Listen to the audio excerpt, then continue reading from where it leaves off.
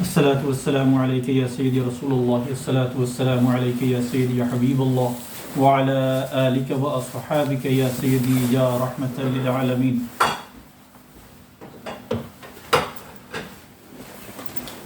Assalamu alaikum wa rahmatullahi ta'ala wa barakatuh.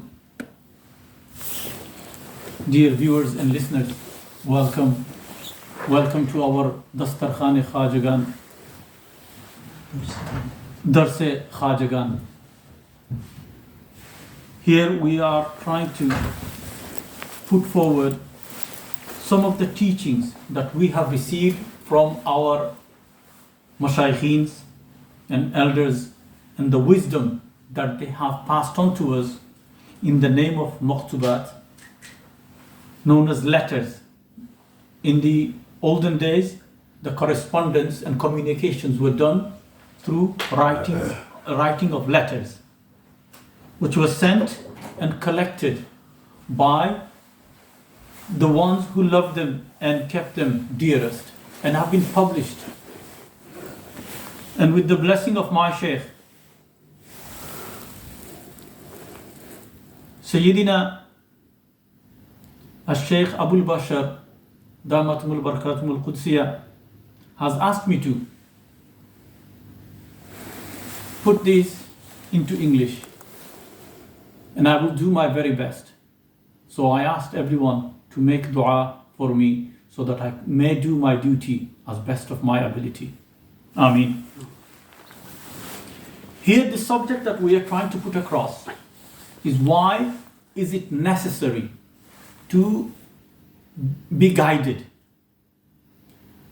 to take bay'ah, to obtain a shaykh.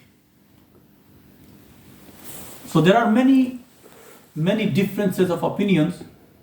We're not going to dwell on that, but rather the subject that has been put forward, I'm going to try and come up to that, what have been said. A verse of the Quran, if we go to أعوذ بالله من الشيطان الرجيم ولقد كرمنا بني آدم صدق الله المولانا العظيم. This verse relates to the creation and the descendants of Adam alayhi salatu wassalam. And we look at it, and we have certainly honored the children of Adam alayhi salatu wassalam. If we continue on the verse, then we will find that above other creation, we have honored the son of Adam alayhi salatu wassalam above other creation.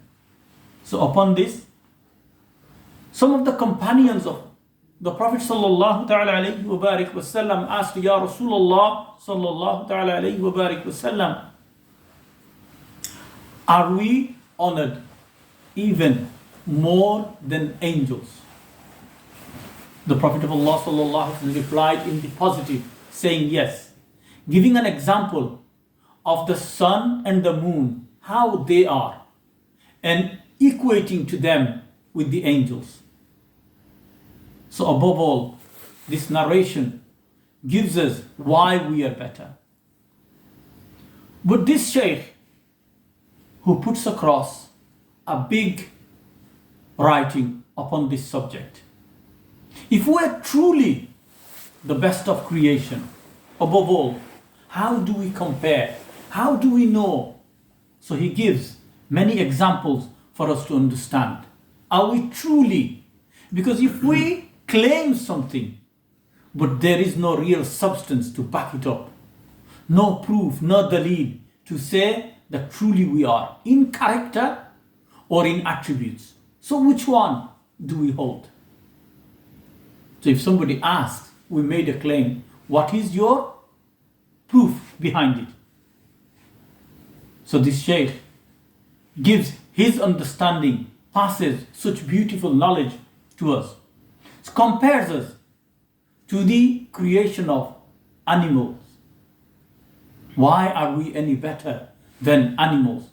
Because when we compare our form, there are a lot of similarities in the animals as well.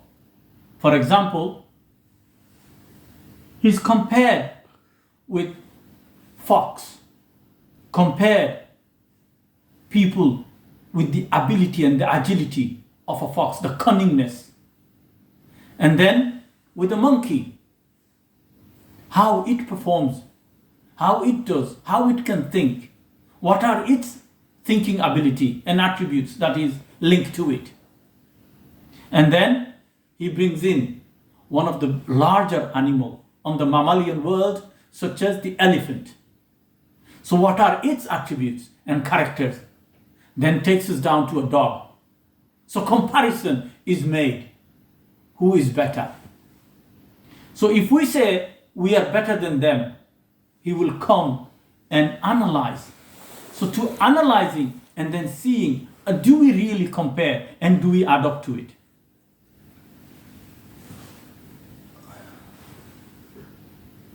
For us in this life, we search for happiness. Happiness may differ with different people. For example, that he has given distinction between a simple farmer and a rich person. So when a farmer who does all this work and makes something sweet from, known as ghoul, or something that is made from fruit, a sweetener. And the other rich person who makes something of a really well-known and expensive ingredient. But the poor person, after having that food, he is very pleased and thankful and grateful. And he says, I'm happy with what I've had. Whereas the rich person, having all those beautiful ingredients being put in front of him and measured up, and yet still he says, it could have been a little bit more better. So now happiness hasn't actually leveled up. So this is to do with the food and how we compare. Now if we look at the habits of planning, for example, how a fox plans, how cunning it is. So humans are cunning as well. How a monkey eats. It peels the banana and eats the inside part of it. If we look at the elephant, is looked at, that when it eats a banana tree, it takes the outer box and then eats the inner part, which is appropriate to its food. So it has the understanding and ability to take good from the bad and eat. Similarly, other animals have that ability too. So why are we any better than them then? So he continues to look at other things to see are we better. Not only that, then he puts us down saying, these animals have an understanding, collective understanding and intellect that Allah subhanahu wa ta'ala put into them. They can decide what is good for them and what constitutes bad for them and their health.